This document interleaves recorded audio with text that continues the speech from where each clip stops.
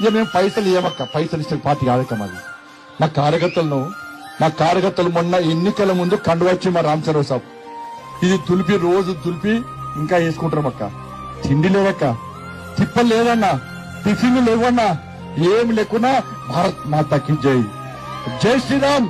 అక్క అన్నా ఓటేయన్నా, అక్క ఓటేయక మీకు అండగా మేముంటామన్నా అని చెప్పి కష్టపడి పనిచేస్తున్న కార్యకర్తలకి, మా పార్టీ కార్యకర్తలు పైసలు మంచేటోళ్ళు కాదు, పైసలు తీసుకుంటోళ్ళు కాదక్క.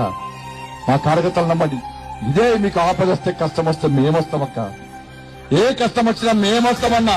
కాంగ్రెస్ వాడు ఎప్పుడు రాలే అన్నా. కేసీఆర్ కొట్లాడితే కేసీఆర్ పెడితే కొట్లాడింది మేమన్నా, ఇబ్బంది పడ్డది మేమన్నా, జైలుకు పోయింది మేమన్నా, లాఠీ దెబ్బలు తిన్నది మేమన్నా, రౌడీ షీటు ఓపెన్ చేసింది మా మీదన్నా.